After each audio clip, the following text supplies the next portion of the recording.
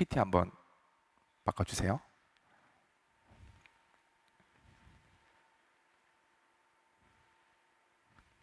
네. 영화 몇 년 된 영화인데요. 더킹이라는 영화 혹시 보셨습니까?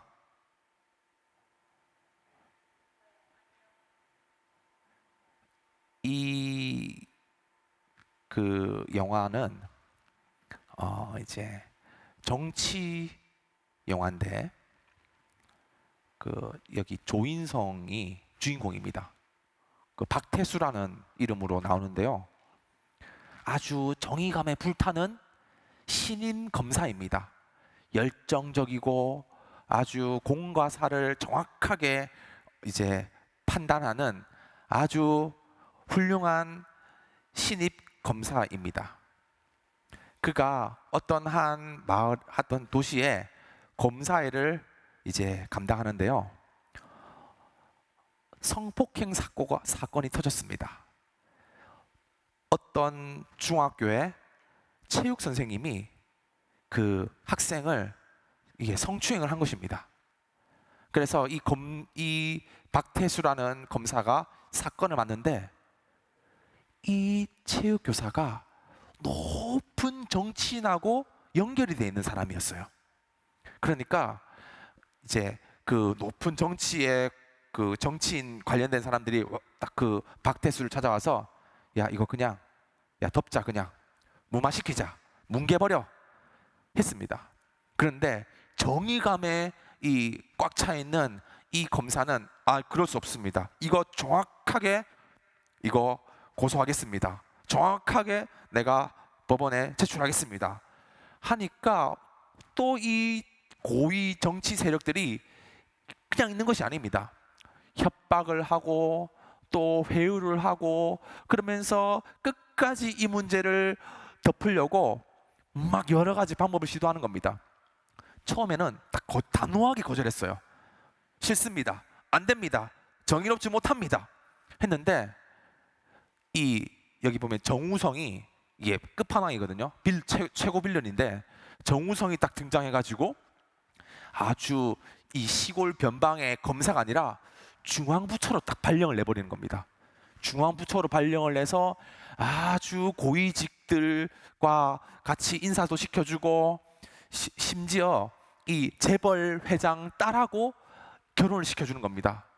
그러니까 이 처음에는 정의감에 불탔던 이 신임 검사가 이 점점 이 회유와 당근과 여러 가지 좋은 자리에 점점 빨려 들어가는 겁니다. 그리고는 완전히 거기에 잠식되게 되죠. 마지막에 어떻게 됐을까요? 똑같은 끝판왕, 그가 완전히 이 정치의 어두운 이 세력의 끝판왕이 돼가지고 아주 불의하고 아주 편협한 어떤 기득권이 되어서 똑같이 그 어둠의 세력들과 같이 행사하는 것입니다. 금묵자 흑이라는 사자성 아시죠? 점점 우리가 처한 환경과 상황 가운데 물들어가는 것입니다. 처음에는 깨끗한 하얀색이지만 옆에 검은색이 있으면은 나도 모르게 점점 검게 물들어가서 마지막에 거기서 왕노릇하는 그것이 바로 연약한 인간의 어떤 모습입니다. 오늘 말씀이 이 영화로 소개가 요약이 되었는데요. 아브라함과 롯이 꼭 그와 같은 상황에 처했다는 것입니다. 아브라함은 하나님의 약속을 받은 인물입니다. 그는 가나안 땅에서 하나님의 나라를 펼쳐갈 사명을 받았습니다. 근데 지난주에 그가 어디로 갔었습니까? 조금 어렵고 조금 기건 들었다고 어디로 나갔습니까? 애굽으로 나갔습니다. 애굽은 하나님 약속의 땅이 아닙니다.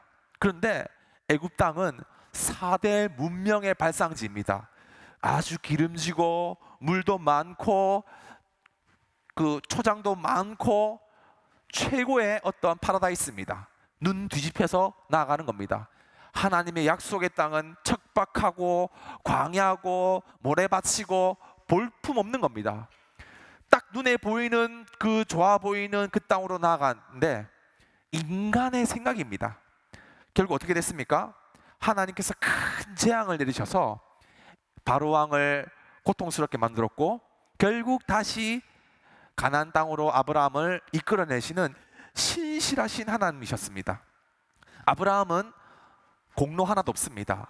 전적인 은혜로 약속의 땅에 돌아왔습니다. 심지어 그때 받은 가축들, 소떼, 양떼, 낙타, 짐승들도 같이 선물로 이렇게 받으니 더 풍성한 하나님의 은혜가 있었습니다. 문제는 지금부터였습니다. 사람이 배고플 때, 춥고 배고프면은 가족끼리 똘똘 뭉칩니다. 서로 함께 합니다.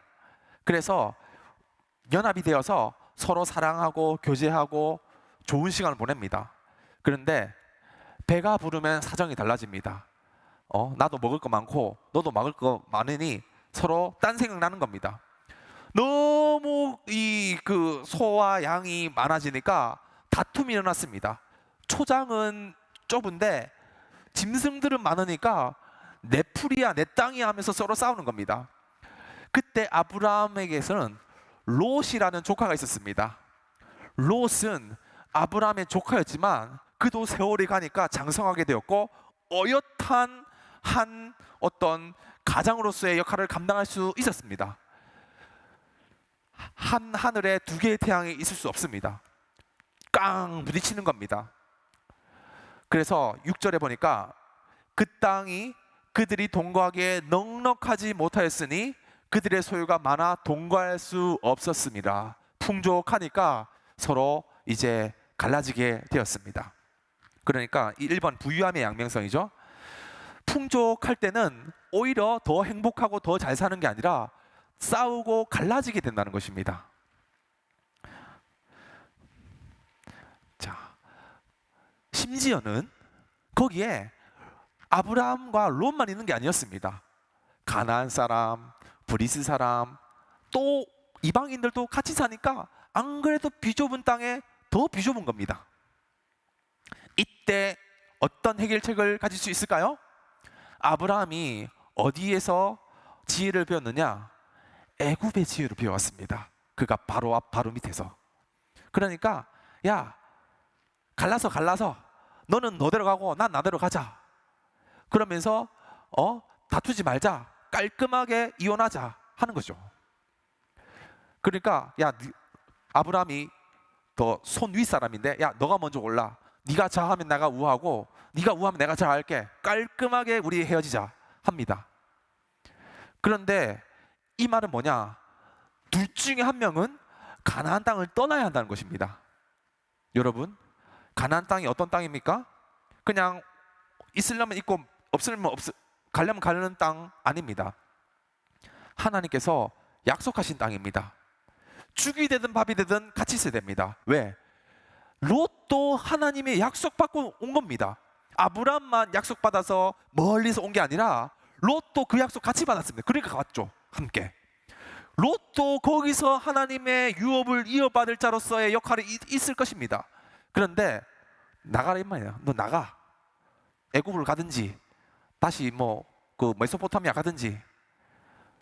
원래라면요 하나님의 지혜는요 우리가 힘들지만 그래도 약속의 땅이니 끝까지 우리가 양보하면서 함께 하자고 해야 됩니다. 근데 아브라함은 여전히 인간의 어떤 마음으로 가득 차 있습니다. 갈라서자는 겁니다.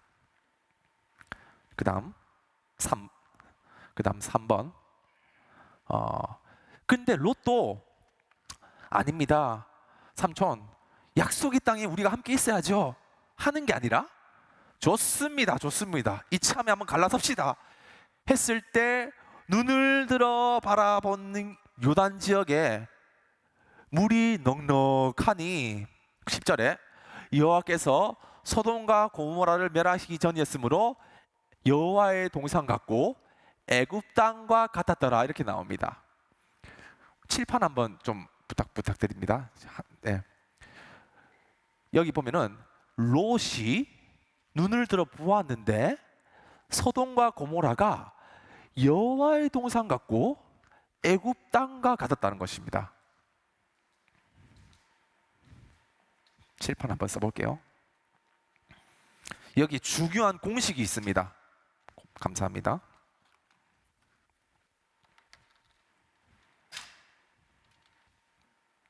10절에 보니까 롯이 동사가 뭐죠? 눈을 들어 요단을 바라보았다. 바라보다. 그런데 소돔과 그 소알까지 온 땅을 봤는데 거기에 여호와의 동상 같고 애굽 땅과 같았다. 롯이 바라보았는데 너무너무 좋은 땅이었다는 겁니다. 이게 똑같은 표현이 나옵니다. 창세기 3장 6절 한번 보겠습니다. 창세기 3장 6절. 창세기 3장 6절에 보니까 여자가 선악과를 먹을 때의 장면이 나옵니다. 자, 창세기 3장 6절 같이 한번 읽어보겠습니다. 자, 시작. 여자가 그 나무를 본즉 먹은직도 하고 부한직도 하고 지혜롭게 할 만큼 탐스럽기도 한 나무인지라. 여자가 그 열매를 따먹고 자기와 함께 있는 남편에게도 주매 그도 먹은지라. 자, 여기는 주어가 뭐죠? 여자입니다. 여자가 뭐라고 나옵니까? 동사가 뭐죠? 나무를 본즉. 그 본 결과가 어떻습니까? 부함직도 하고 먹음직도 하고 탐스럽기도 함. 먹음직, 부함직, 지혜롭고 탐스럽고 한 열매. 그래서 따 먹었습니다. 그 결과 죄가 세상에 들어왔죠. 그 결과 소돔과 고모라가 멸망당했죠. 또 나옵니다. 창세기 6장 2절을 보겠습니다. 6장 2절. 8쪽 있죠? 6장 2절. 자, 같이 한번 읽어보겠습니다. 시작.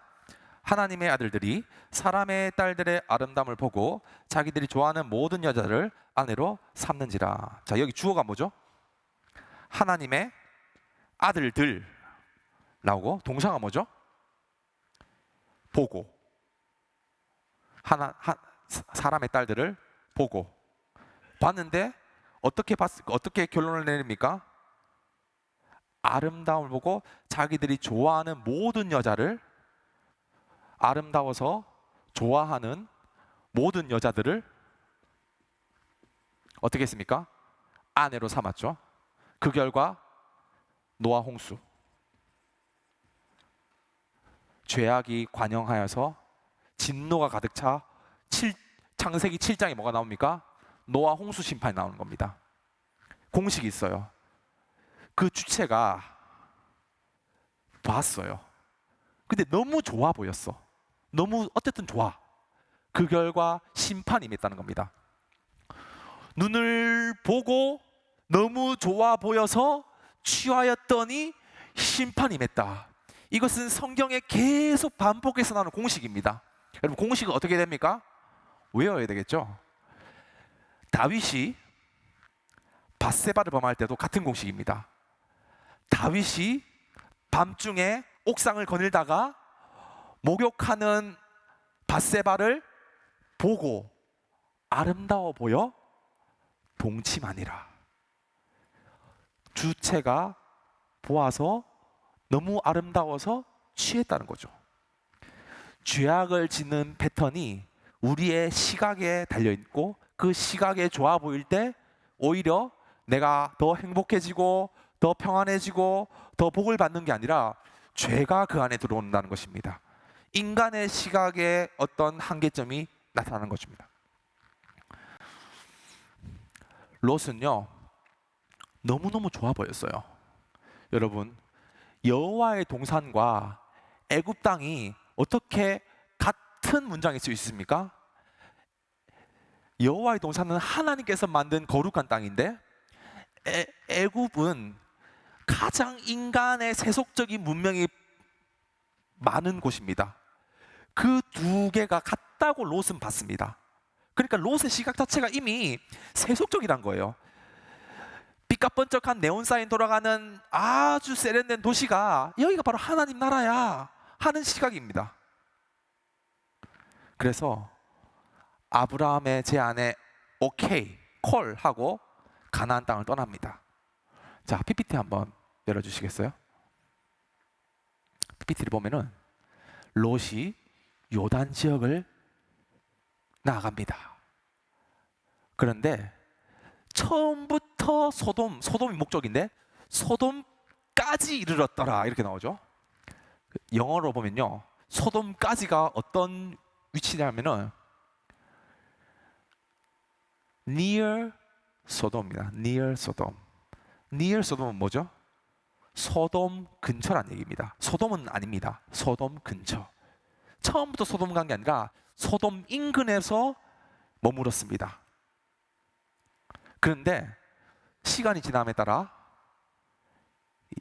이 소돔은 여호와 앞에서 악하며 큰 죄인이었는데 소돔에 결국엔 어떻게 될까요? 들어가게 됩니다. 그래서 창세기 14장 12절에 보니까 이 롯이 어디에 있었냐? in 소돔 이렇게 나오죠. 소돔 안에 있었다는 겁니다. 처음에는 near 소돔이었는데 그 다음에 in 소돔으로 바뀌었습니다. 근데 이 끝이 아닙니다. 좀 더 가니까 롯이 소돔의 성문에 앉았다는 거예요. 소문의 성문. 그냥 앉은 거 아닙니다. 문자적으로 보면 안 돼요. 성문에 앉았다는 것은 성문에 앉을 수 있는 사람 딱 한 사람밖에 없습니다. 누굴까요? 아까 영화 제목 킹, 왕만이 앉을 수 있는 겁니다. 남들은 다 서 있을 때 혼자 앉는다. 그 사람은 그 지역의 최고 지도자를 이야기합니다. 그래서 오히려 롯은 소돔을 다스리는 왕의 위치에 올라갔다는 말이 소돔의 성문에 앉았다는 말입니다. 그래서 두 천사가 다 영접을 하잖아요. 엎드려서 왕 앞에. 처음에는 근처에 있었어요. 근처. 그래도 하나님 약속의 땅에 있지 않을까 하는 최소한의 양심에 들어가지 못하고 근처에 있다가 좋은데? 괜찮아 보이는데? 들어갔다가 이제는 거기서 왕 노릇하게 되는 겁니다.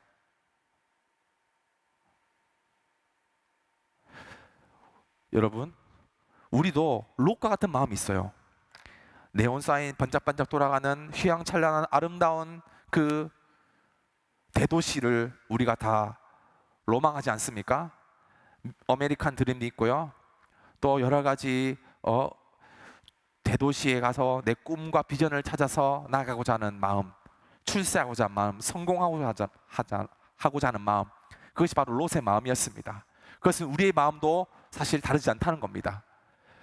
그곳에 가면은 행복하고 평안하고 즐겁고 파라다이스 안에서 늘 기쁜 삶을 누릴 거라고 생각합니다. 그런데 과연 그러한 삶을 살았을까요? 롯이? 신약 성경의 밝은 빛으로 비춰볼 때 이 롯의 심리를 볼 수 있습니다. 베드로 후서 2장 7절을 보겠습니다. 2장 7절과 2장 8절을 같이 읽어보겠습니다.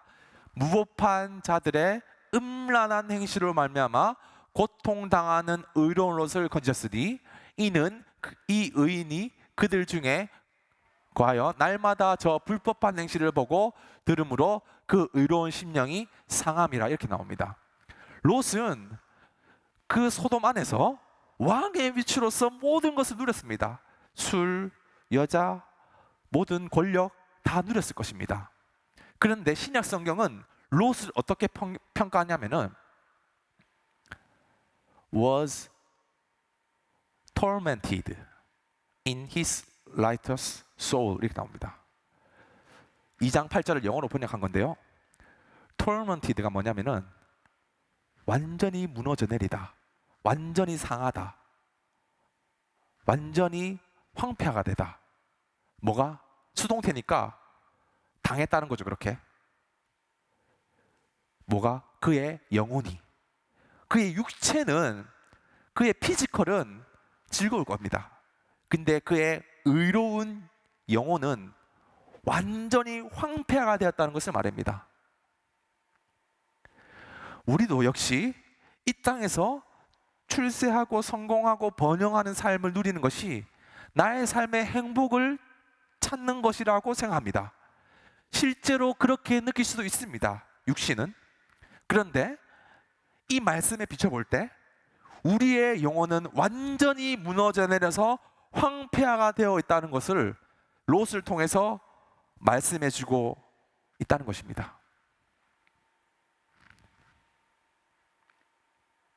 다음 슬라이드.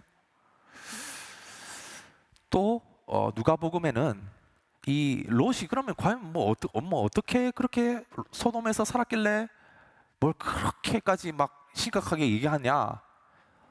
롯이 한 일은 특별한 것이 아니었습니다. 누가복음 17장 28절 29절 같이 읽어보겠습니다.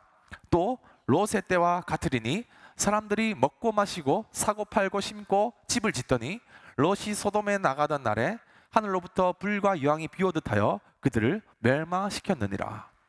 롯은 특별한 거 안 했어요. 먹고 마시고 사고 팔고 심고 집 짓더니 그냥 일상의 삶을 살았습니다. 그런데 29절에는 뭐라고 나오죠? 불과 유황이 비오듯 하여. 게임에 보니까 이 메테오가 나온 거죠. 완전히 멸망시킬 겁니다. 그래서 그 자리가 지금 사해 바다가 되었다고 추측을 합니다. 특별하게 우리가 죄 짓는 거 있습니까? 우리도 그냥 집 사고 취업해서 뭐 그냥 이렇게 사고 팔고 비즈니스 하면서 살아가는 겁니다. 그런데 소돔은 그것만으로도 심판받기에 충분했다는 겁니다. 우리의 이 땅의 삶의 모습도 롯의 때와 같습니다. 예수님의 시절도 롯의 때와 같았습니다. 인자가 나타난 날도 이러하다. 예수님께서 이 땅에 다시 오실 때도 사람들은 뭐 할까요? 그냥 먹고 마시고 사고 팔고 심고 집 짓고. 하지만 하나님께서 그 가운데 심판하셨습니다. 예수님이 이제 곧 오실 것입니다.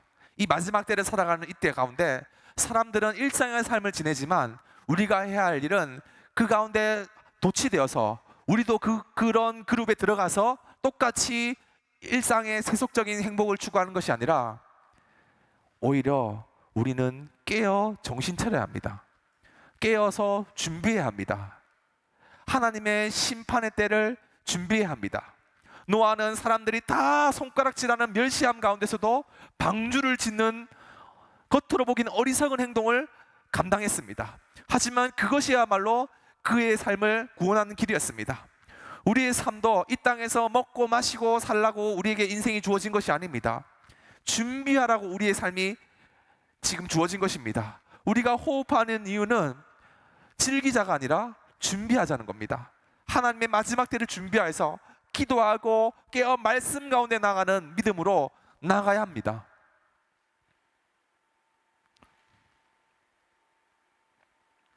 창세기 19장 14절에 완전 심판이 임박할 때, 바로 그 다음날 유황불이 떨어질 때 천사들이 심판을 외쳤습니다. 이대로는 안 됩니다. 우리 지금 회개해야 합니다. 여호와께 돌아가야 합니다. 했을 때 롯의 사위들이 그 말을 무엇으로 여겼을까요?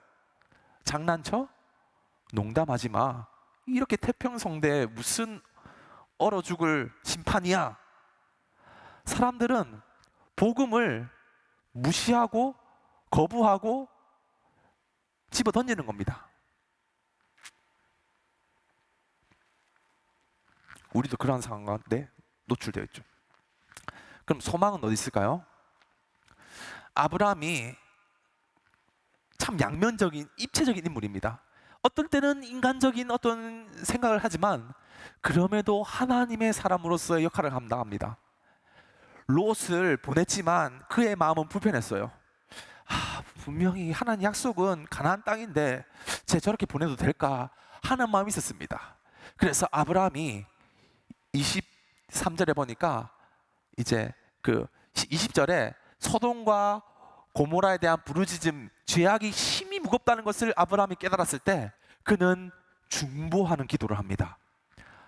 23절에 아브라함이 하나님께 나가서 주께서 의인이 50명만 있다면 제발 멸하지 않겠습니까? 소돔을?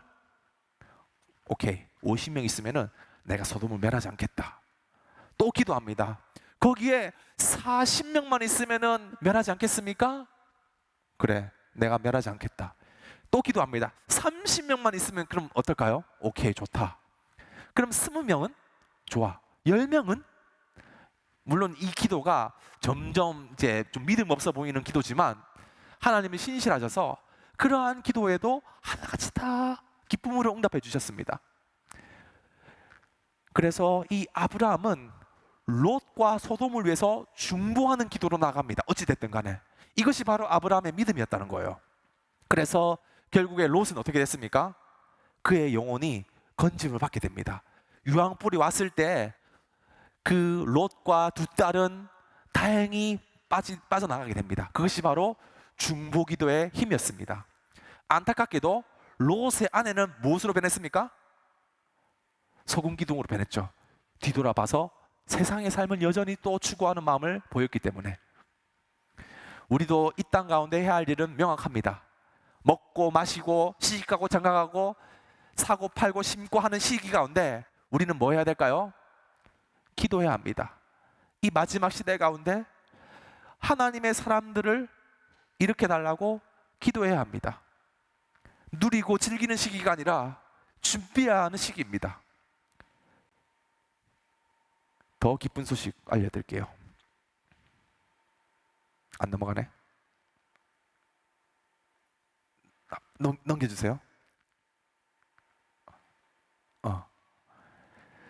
우리를 위해서 아브라함과 같이 중보하시는 분이 계시다는 겁니다.